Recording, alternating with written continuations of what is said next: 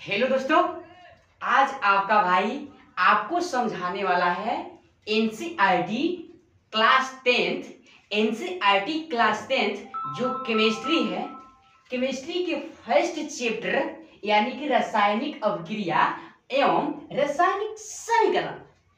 आज मैं इतना फनी टाइप होकर के आपको पढ़ा दूंगा, आपको समझा दूंगा कि जीवन में आप कभी भी अगर इस चैप्टर को पढ़ते हैं तो आपको किसी भी तरह का परेशानी नहीं आने वाला है।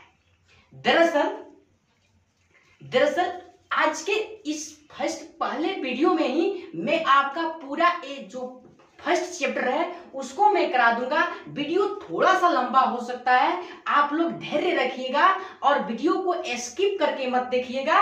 और जो भी आपका इससे प्रश्न निकलने वाला है और 2022 आपके 10th बोर्ड एग्जाम में पूछने वाला है, सारे प्रश्नों पर मैं आपके दृष्टि को दोहराऊंगा। तो चलिए शुरू करते हैं अपना ये वीडियो। लेकिन शुरू करने से पहले आप अपने इस भाई का नाम जान लीजिए। दोस्तों, मेरा नाम है विजय कुमार और आप देख रहे हैं target classes with D Kumar Sahni. अगर आपने अभी तक मेरे चैनल को सब्सक्राइब नहीं किए हैं तो सबसे पहले चैनल को सब्सक्राइब कर लीजिए और बगल वाले जो रेड दिख रहा है ना उससे ब्लैक कर दीजिए और बगल वाले घंटी को दबा दीजिए, ताकि मैं आपका एकदम अच्छा सा कंटेंट और अच्छा सा कॉन्सेप्ट के साथ क्लास 10th आपके केमिस्ट्री और ऑल सब्जेक्ट को मैं पढ़ाने वाला हूं। आज आपको पढ़ा रहा हूं रासायनिक समीकरण एवं रासायनिक अभिक्रिया। चलिए एकदम फनी टाइप होकर आपको पढ़ाते हैं, हर एक बात को आपके दिमाग में डालते हैं। तो शुरू कर रहे हैं अपना रासायनिक अभिक्रिया एवं रासायनिक समीकरण। दोस्तों, फर्स्ट क्या है रासायनिक अभिक्रिया? क्या है रासायनिक अभिक्रिया?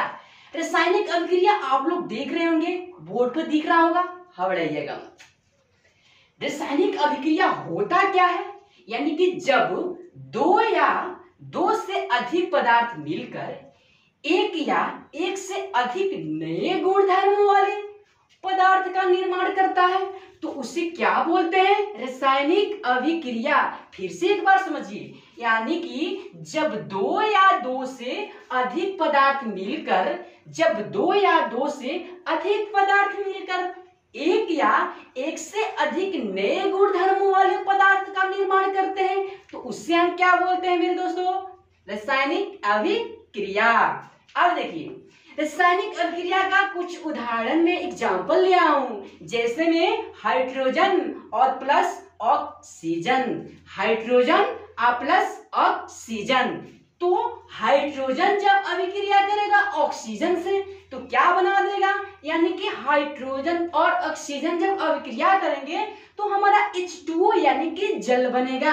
अब यहाँ पर समझिए कि यह जो हाइड्रोजन है एक दूसरा पदार्थ है, ऑक्सीजन है दूसरा पदार्थ है। पहले बात क्या बोले हैं कि जब दो या दो से अधिक पदार्थ, तो एक पदार्थ हाइड्रोजन और एक पदार्थ ऑक्सीजन आपस में रिएक्शन करके अभिक्रिया करके क्या बना रहे हैं? जल। तो इसे हम क्या बोलेंगे? रासायनिक अभिक्रिया। आप समझिए कि रासायनिक अभिक्रिया जब भी होता है ना तो पदार्थ के आकृति और रूप में परिवर्तन हो जाता है। जैसे मैं आपको समझाऊं तो हमारे घरों में देखे होंगे, दूध से क्या निकालते हैं? तो क्या बनाते हैं? दही। दूध से क्या बनाते हैं? दही। तो दूध से जब दही बन जाता है तो उसके आकार में चेंजिंग हो जाता है कि नहीं? और एग्जाम्पल लेकर मैं समझाऊं, लोहा पे जंग लगना। तो लोहा पे जंग लगना इसका मतलब न्यू लोहा जो होता है ना चमकदार होता है, लेकिन उस पे जंग लगने के कारण उसका सतह कैसा होता है? धुंधला दिखाई देता है। तो इसे हम क्या बोलेंगे? रासायनिक अभिक्रिया। एग्जाम्पल बहुत सारा हो सकता है। अब समझिए, यहाँ पर तीर का सिंबल, यहाँ पर क्या दिए हैं? तीर का सिंबल। तीर का सिंबल क्या दर्शा रहा है? क्या इंगित कर रहा है? यानी एक एक कंसेप्ट को समझिए, एक एक पॉइंट को समझिए यहाँ पर तीर का सिंबल क्या दर्शा रहा है, यानी कि कोई ना कोई अभिक्रिया हुआ है, कोई ना कोई अभिक्रिया हुआ है। अब देखिए जो तीर के जो राइट, देखिए इधर तीर का जो लेफ्ट साइड और तीर का जो राइट साइड होता है उससे क्या बोलते हैं, नहीं पता है तो कोई बात नहीं, आप भाई को सपोर्ट करते रहिए। देखिए आपका भाई कैसे पढ़ा रहा है आपको। देखिए जो तीर के राइट साइड होते हैं उसे उत्पाद बोलते हैं। क्या बोलते हैं, उत्पाद बोलते हैं। और इस इंग्लिश वाले प्रोडक्ट, यानी कि तीर के राइट साइड वाला जो भी रहता है बनता है उसे क्या बोलते हैं, उत्पाद। और तीर के लेफ्ट साइड यानी कि बायां भाग में जितने अवयव है ना इससे क्या बोलते हैं, यानी कि अभिकारक या अभिकर्मक। जो तीर के लेफ्ट साइड होते हैं उसे क्या बोलते हैं, अभिकारक यानी कि अभिकर्मक भी बोल सकते हैं। इतना समझ पाए हैं, आशा करता हूं अच्छे से समझ गए होंगे। आगे बढ़ते हैं, आगे क्या लिखा है, रासायनिक अभिक्रिया के लक्षण। यानी कि जब कोई भी रासायनिक अभिक्रिया होता है ना तो उसका लक्षण कैसे दिखाई देता है। क्या आप कभी देखे हैं, नहीं देखे तो आज समझ जाइए। देखिए यहाँ पर जब रासायनिक अभिक्रिया होता है ना तो कुछ लक्षण दिखाई देता है। जैसे देखिए मैं हंस रहा हूं ना, मैं रो रहा हूं ना, मैं सैड हूं ना, तो मेरा कुछ यानी कि इमोशनल चेहरा दिखाई देगा ना। उसी तरह जब रासायनिक अभिक्रिया होता है ना तो इसका कुछ लक्षण दिखाई देते हैं। देखिए क्या, यानी कि पहला होता है अवस्था में परिवर्तन।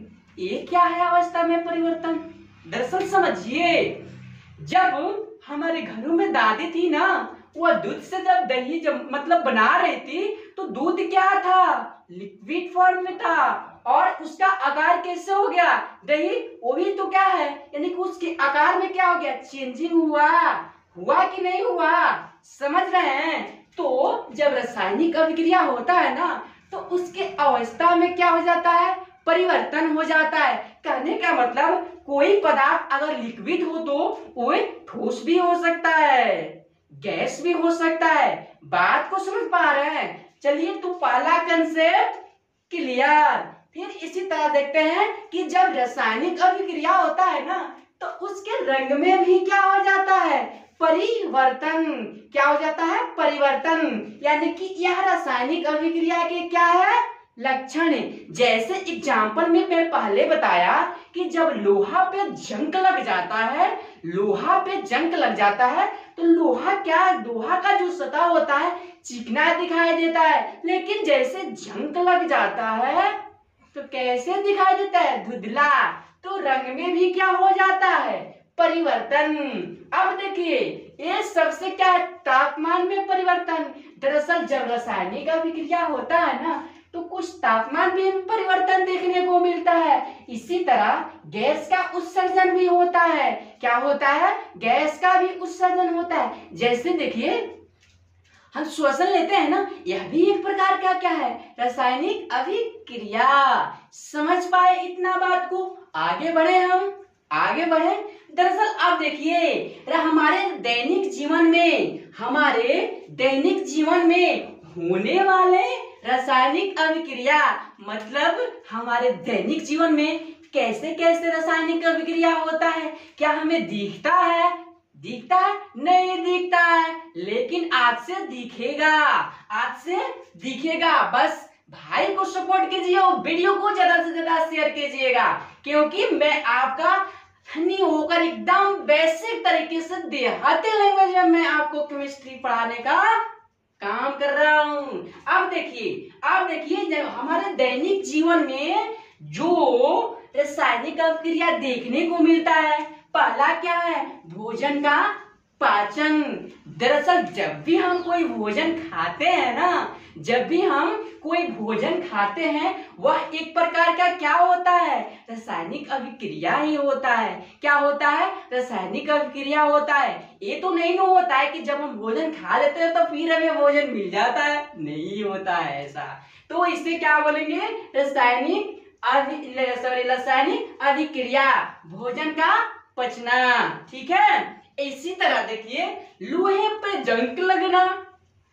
मम्मी बोलती है लोहा लाए हो कि इनके घर बनवाने के लिए बाहर रख दिया, मिस्त्री खोजे रहे कि वो देख रहे हैं कि जंग लग रहा है। तो जब लोहा लाते हैं ना तो लोहा चमकीला होता है, लेकिन वही में नमी के कारण क्या हो जाता है, धुंधला परत चढ़ जाता है। तो क्या वो धुंधला परत फिर न्यू हो पाएगा, नहीं। तो ये भी क्या है, एक प्रकार का हमारे दैनिक जीवन में दिखने वाला अभिलक्षण है। बात को समझ रहे हैं। अब देखिए, जब हम श्वास यानी कि सांस लेते हैं ना, सांस लेते हैं ना, वो भी क्या है, एक प्रकार का रासायनिक अभिक्रिया। क्या है, रासायनिक अभिक्रिया। हम क्या लेते हैं, ऑक्सीजन, क्या छोड़ते हैं, कार्बन डाइऑक्साइड। तो यहाँ देख रहे हैं रासायनिक क्या हो रहा है, रासायनिक अभिक्रिया। इसे भी क्या बोलेंगे, रासायनिक अभिक्रिया। एक और एग्जाम्पल लिए हैं, दही का बनना। दही का भी बनना क्या होगा, रासायनिक अभिक्रिया। क्योंकि जब दही, दूध से दही बन जाएगा तो क्या आप दही से फिर दूध बना सकते हैं, नहीं। तो दही का बनना, दही किससे बनेगा, दूध से, उसे ही क्या बोलेंगे, रासायनिक अभिक्रिया। यहाँ तक बात को समझ पाए हैं, समझ पाए हैं, आगे बढ़े। अब देखिए, अब जब हम बताए थे कि जब रासायनिक अभिक्रिया में तो इधर वाले प्रोडक्ट को क्या, यानी कि इधर वाले अवयव को क्या बोलते हैं, जो लेफ्ट साइड रहता है, अभिकारक या अभिकर्मक। अब आप नोटबुक का अपना पेज खोलिए, कॉपी उठाइए और जितना ये बोले हैं बात को स्क्रीनशॉट ले लीजिए और नोट कीजिए। वीडियो को रोक करके नोट कीजिए, आगे बढ़िए। अब आता है अभिकारक यानी कि अभिकर्मक। समझिए, अभिकारक क्या होता है, नहीं पता, लेकिन आज सब बता के जाऊंगा एकदम आपसे मिलकर। ठीक है, वे पदार्थ यानी कि अभिकारक, वे पदार्थ जो रासायनिक अभिक्रिया में भाग लेते हैं, नहीं पता, लेकिन अब तो पता है ना रासायनिक अभिक्रिया किसे कहते हैं। तो समझिए, जो पदार्थ रासायनिक अभिक्रिया में क्या लेते हैं, भाग लेते हैं। कबड्डी प्रतियोगिता हो रहा है, इसमें बहुत सारे प्लेयर्स आएंगे खेलने के लिए, तो वो प्लेयर्स उसमें कबड्डी प्रतियोगिता में क्या करेंगे, भाग लेंगे ना। तो इसी तरह यह रासायनिक अभिक्रिया ही है। तो इसमें क्या लिए हैं, ये मैग्नीशियम और ऑक्सीजन भाग लिए हैं, इन्हें क्या बोलेंगे, यानी कि अभिकारक या अभिकर्मक।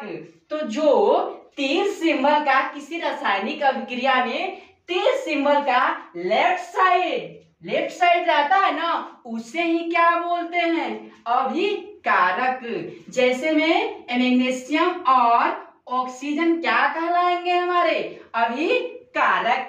अब देखिए, एक होता है उत्पाद यानी कि प्रोडक्ट, एक होता है उत्पाद यानी कि प्रोडक्ट। जैसे में हम खेतों में बीज को डालेंगे ना, तो बीज को तब डालेंगे तो खेत से फसल उगेंगे ना। अब फसल हमें क्या देंगे, यानी कि कुछ ना कुछ रूप से खाने योग्य चीजें ही देंगे जो उसमें डालेंगे। तो उनसे जो मिलेगा पदार्थ हम क्या बोलेंगे, प्रोडक्ट यानी कि उत्पाद। हम लोग है ना, हम लोग हैं तो हम लोग अपने मम्मी पापा के क्या है, एक प्रोडक्ट ही है। क्या है, प्रोडक्ट ही है। अब समझिए, तो और किसी रासायनिक अभिक्रिया में जब कोई अभिकारक भाग लेता है उसे ही क्या बोलते हैं, अभिकारक।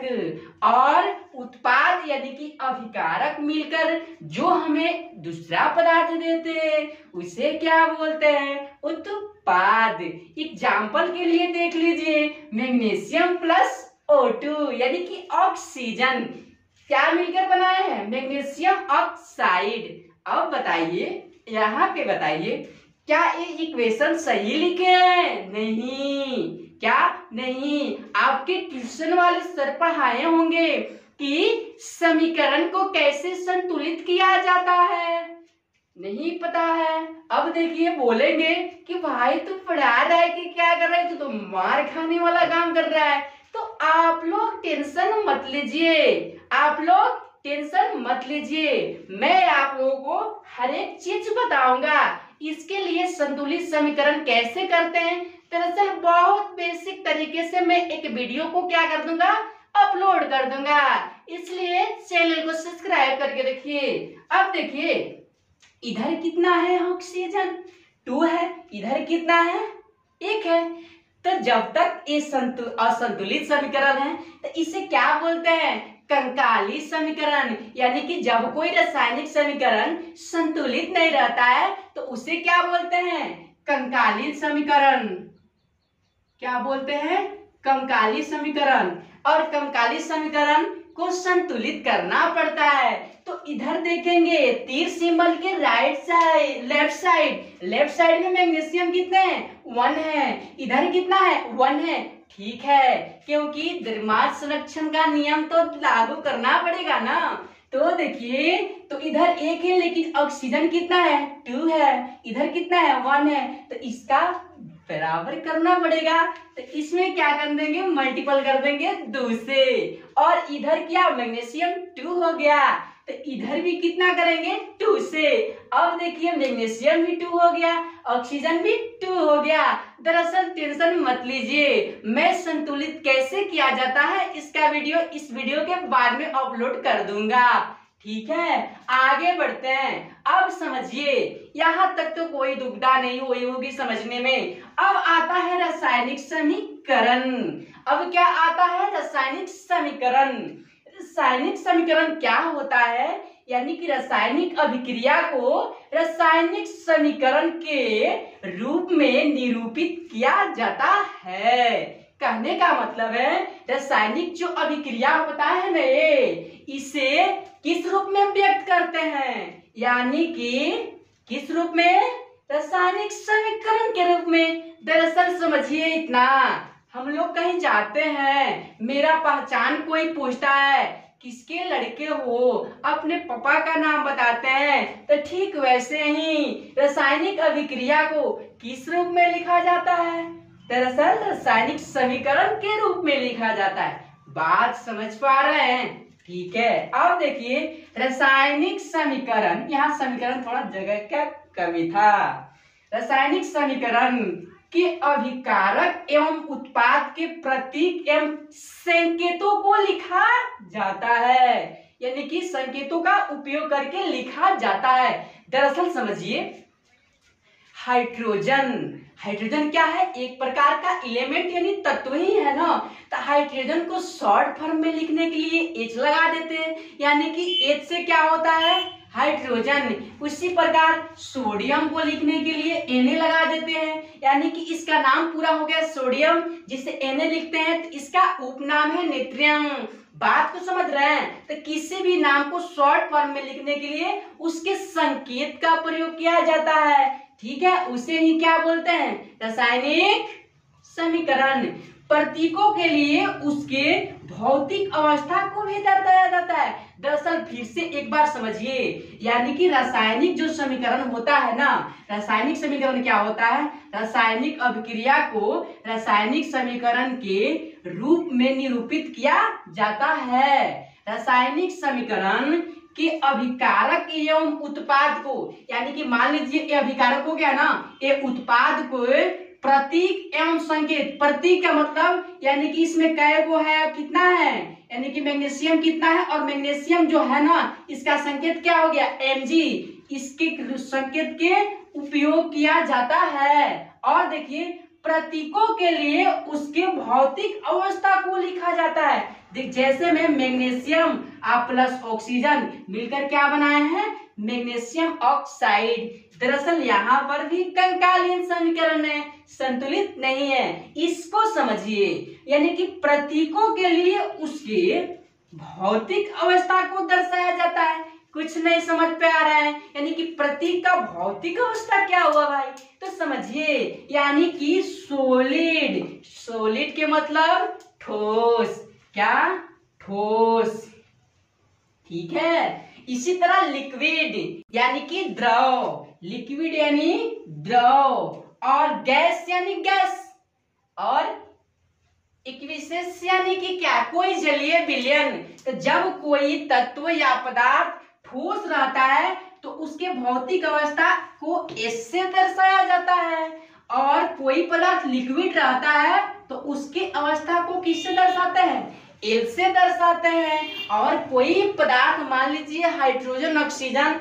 एक गैस फॉर्म में ही है तो इसकी अवस्था को कैसे दर्शाएंगे, जी, यानी कि गैस। अगर कोई प्रोडक्ट, कोई पदार्थ किस फॉर्म में है, यानी कि लिक्विड में, सॉरी यहाँ पर जलीय विलयन में है, यानी कि जलीय विलयन के रूप में है तो उसे एक्यूज से दर्शाते हैं। इसे ही क्या बोलते हैं, भौतिक अवस्था। जैसे में देखिए यहाँ पे मैग्नीशियम प्लस ऑक्सीजन आपस में रिएक्टेंट यानी कि रिएक्शन करके मैग्नीशियम ऑक्साइड बना है।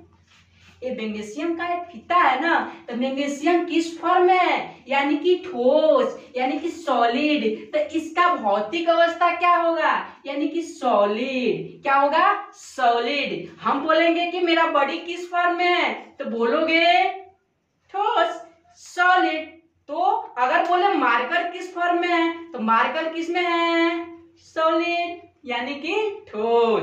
तो ठोस जो रहेंगे उसे की भौतिक अवस्था को एस से दर्शाते हैं। इसी तरह जो गैस, इसमें क्या है, मैग्नीशियम प्लस ऑक्सीजन मिलकर के मैग्नीशियम ऑक्साइड बना है, तो एक गैस जो ऑक्सीजन है किस फॉर्म में है, यानी कि गैस फॉर्म में है। जो हम श्वसन ले रहे हैं, जो हवा ले रहे हैं, वो किस फॉर्म में है, गैस। तो इसकी भौतिक अवस्था को किस फॉर्म में दर्शाएंगे, गैस, यानी कि जी। ये आपस में मिलकर क्या बनाए हैं, मैग्नीशियम और ऑक्साइड। तो यहाँ पर देखिए जो बना है प्रोडक्ट हमारा वो किस रूप में बना है, मैग्नीशियम ऑक्साइड। क्या है, आप लोग समझते होंगे कि दरअसल एग्जाम क्वेश्चन करता है कि हवा में जलने से पहले मैग्नीशियम के फीते को क्यों साफ किया जाता है। तो आप लोग को पता होगा कि मैग्नीशियम क्या करता है, वायु के संपर्क में जाके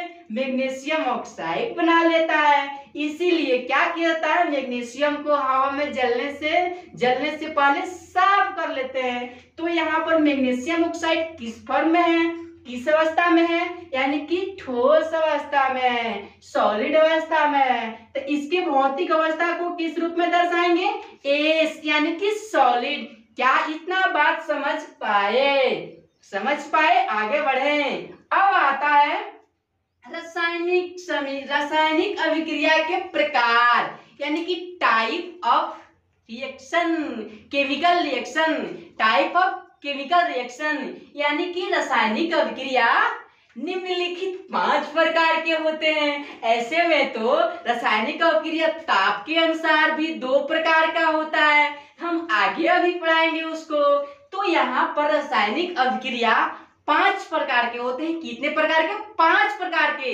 ऐसे में रासायनिक अभिक्रिया बहुत होता है, जो ताप के भी अनुसार 2 प्रकार के होता है। दरअसल यहाँ देखिए जो रासायनिक अभिक्रिया का प्रकार है ना 5 प्रकार का होता है। पहला होता है संयोजन अभिक्रिया, दूसरा वियोजन अभिक्रिया, तीसरा विस्थापन अभिक्रिया, और चौथा द्विविस्थापन अभिक्रिया, और 5वां जो हमारा होता है वे क्या होते हैं, यानी कि उपचयन एवं अपचयन अभिक्रिया, जिसे हम रेडॉक्स अभिक्रिया के नाम से भी जानते हैं। किस नाम से जानते हैं, रेडॉक्स अभिक्रिया के नाम से जानते हैं। अब इस अभिक्रिया को हम बारी बारी से पढ़ते हैं, एकदम मजे से। आपको क्लास में बोर नहीं होने देंगे, आपको वीडियो में बोर नहीं होने देंगे। अब बारी बारी से इन सबको पढ़ रहे हैं, ठीक है। तो आप लोग हमारे साथ बने रहिए, हमें सपोर्ट कीजिए। अगर वीडियो अच्छी लग रही हो तो लाइक को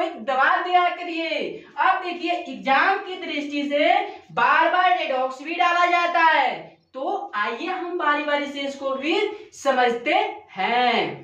आइए इधर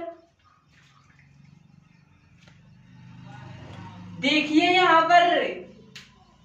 पर देखिए फर्स्ट क्या है, यानी कि संयोजन अभिक्रिया। दरअसल मेरे भाई एक बार स्क्रीनशॉट ले लो, तो इस सब का स्क्रीनशॉट ले लो और कॉपी में लिखना है इसको, कल मैं सुनूंगा, ठीक है, कमेंट में बताना होगा। इसको स्क्रीनशॉट ले लो, आप ले लिए हो, दरअसल ले लिए हो। यहाँ पर देखो, यहाँ पर क्या है, संयोजन अभिक्रिया, यानी कि फर्स्ट क्या होता है, संयोजन अभिक्रिया।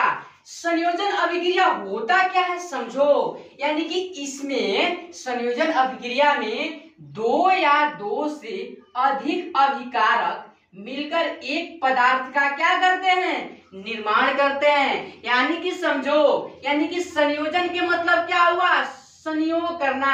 हम बोलेंगे मार्कर है, मार्कर में ढक्कन अलग है, इस लिखने वाला पेन अलग है, अगर इसको मिला दें तो आपस में क्या कर लिए, संयोग कर लिए, आपस में संयोग होकर के एक हो गए। तो यानी कि संयोग होकर एक हो जाना ही क्या कहलाएगा, यानी कि संयोजन अभिक्रिया। इसमें दो या दो से अधिक पदार्थ, यानी कि दो या दो से अभिकारक आपस में मिलकर एक नए उत्पाद का निर्माण करते हैं, उससे क्या बोलते हैं, संयोजन अभिक्रिया। क्या कहते हैं, संयोजन अभिक्रिया। बात को समझो, मान लो थोड़ा सा खेत को कोड़ना है, कुदाल से चलाना है, उसमें अकेले हम काम करेंगे तो बहुत दिन लगेगा, अगर एक आदमी और आ जाते हैं तो जल्दी कर लेंगे। तो उस आदमी के आने से हमें कुछ सहायता मिल गई, तो आपस में मिलकर संयोग कर खेत के काम को पूरा किए। तो संयोजन में क्या होता है, कोई दो या दो से अधिक पदार्थ मिलकर एक दूसरे पदार्थ का निर्माण करता है, उसे क्या बोलते हैं, संयोजन अभिक्रिया।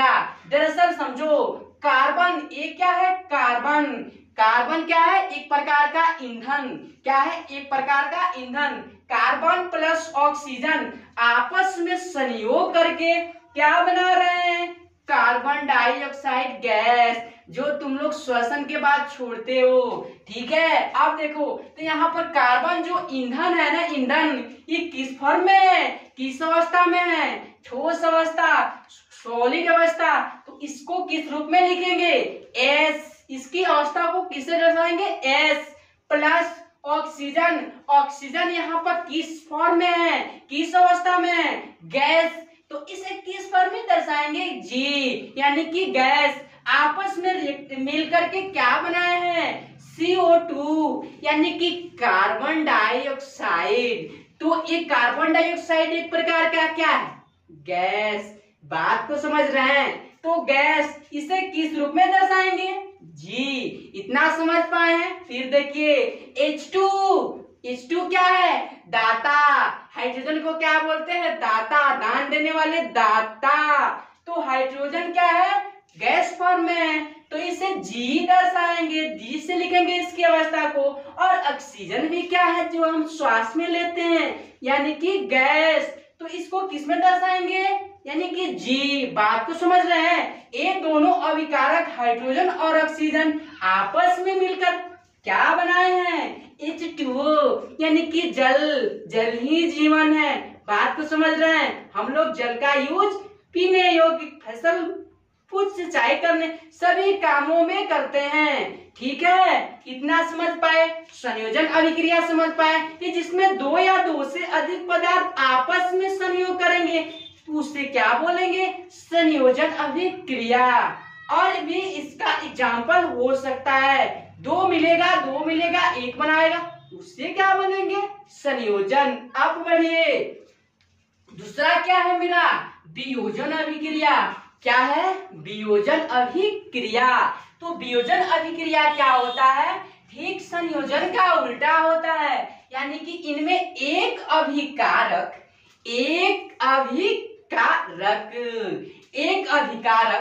टूटकर दो या दो से अधिक पदार्थ का क्या करते हैं, निर्माण करते हैं, उसे क्या बोलेंगे, यानी कि वियोजन। जैसे में समझिए, हम लोग कितने भाई हैं? 2 भाई हैं। मेरी पत्नी आई, मेरे भाई की पत्नी आई, आपस में झगड़ ली। झगड़ने के बाद हम दोनों में क्या हो गया? पत्नियों में अनबन। अब बोलेगी अब हम नहीं रहेंगे, हम अब आपसे क्या फैमिली से अलग रहेंगे।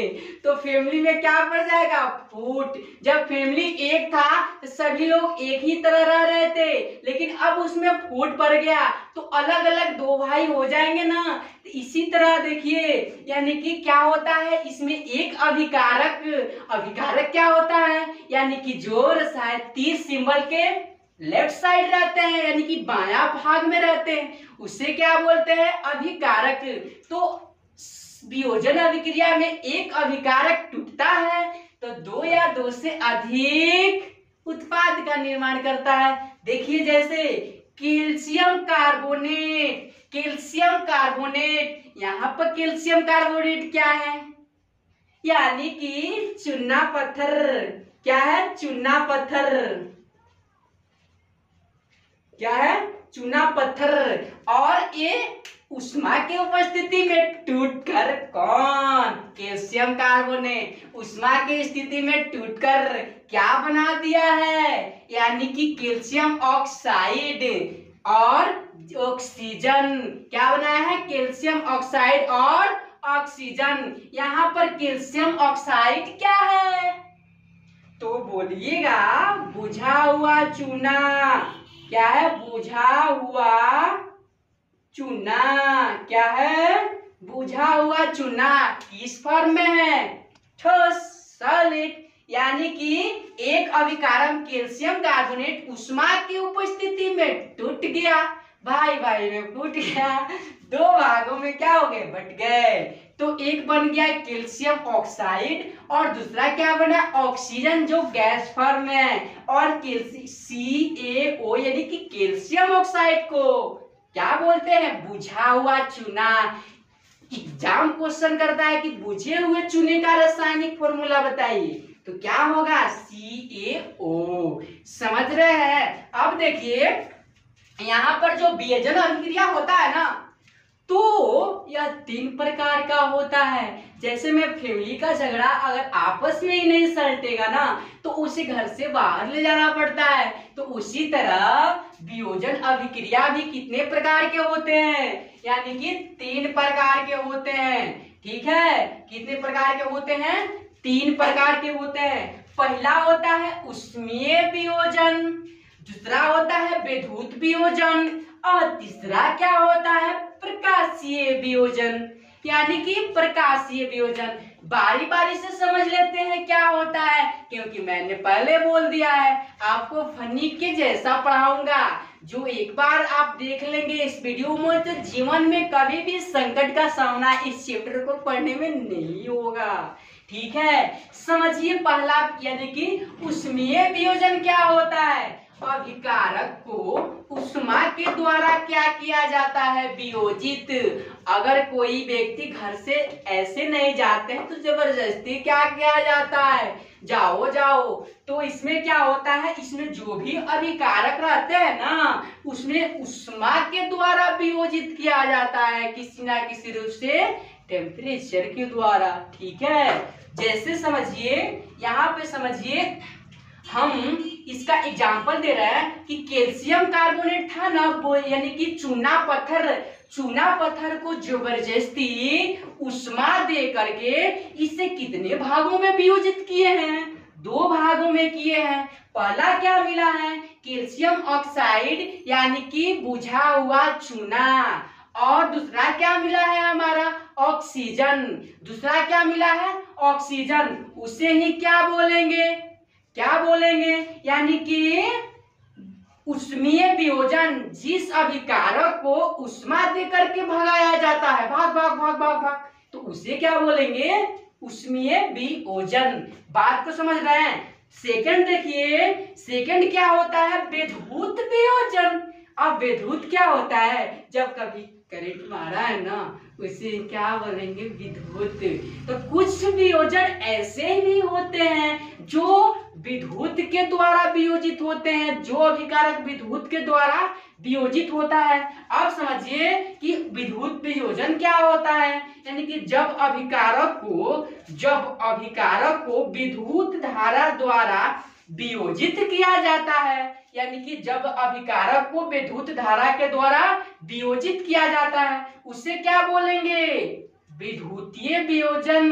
क्या, विद्युतीय वियोजन। अब समझिए कि एग्जाम्पल लिए हैं आपको समझाने के लिए, विद्युतीय वियोजन को समझाने के लिए आपको एग्जाम्पल लिए हैं। समझिए, देखिए यहाँ मान लीजिए जल किस फॉर्म में है, लिक्विड फॉर्म में है, यानी कि लिक्विड फॉर्म में है, द्रव अवस्था में। अगर जल को आसानी से हम लोग बना लेते, तोड़ लेते, तो हमें क्या जरूरत था, मिट्टी के अंदर गाड़ना, पाइप को बना लेते, तोड़ लेते। तो जल को किसके द्वारा तोड़ा जाएगा, यानी कि विद्युत वियोजन के द्वारा तोड़ा जाएगा। तो विद्युत वियोजन में जब जल टूटेगा तो पता है क्या बनाएगा, हाइड्रोजन और ऑक्सीजन। यहाँ पर हाइड्रोजन का फॉर्म क्या है, गैस। ऑक्सीजन का फॉर्म क्या है, गैस। लेकिन यह क्या है, एक असंतुलित समीकरण। क्या है, असंतुलित समीकरण, यानी कि जिसे कंकालीन समीकरण बोलते हैं। इसे अच्छा बनाने के लिए क्या करेंगे, संतुलित करेंगे, नहीं तो द्रव्यमान संरक्षण का नियम कहेगा कि भागो भागो, उनको भी तो लेकर चलना है। तो यहाँ पे क्या करेंगे, यहाँ पर हाइड्रोजन कितना है, 2 है। ऑक्सीजन कितना है, 2 है। तो यहाँ ऑक्सीजन को 2 बनाने के लिए इसमें 2 से मल्टीपल, और यहाँ कितना, यहाँ अब 4 हाइड्रोजन हो गया।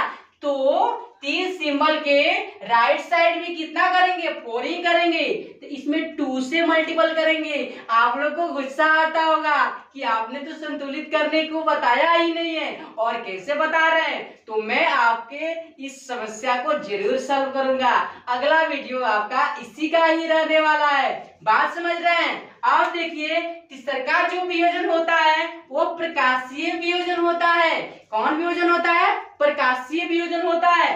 प्रकाशीय वियोजन में होता क्या है कि जब अभिकारक जो बता दी थी, बार बार अभिकारक आने वाला, आपका संगत नहीं छोड़ेगा, ये बार बार अभिकारक आएगा। यानी कि जब किसी रासायनिक अभिक्रिया में अभिकारक को सूर्य के उपस्थिति में या सूर्य प्रकाश के द्वारा वियोजित किया जाता है, उसे क्या बोलेंगे, प्रकाशीय वियोजन। यानी कि फिर एक बार देखिए, जब अभिकारक को सूर्य के प्रकाश द्वारा वियोजित किया जाता है उसे क्या बोलेंगे, यानी कि प्रकाशीय वियोजन।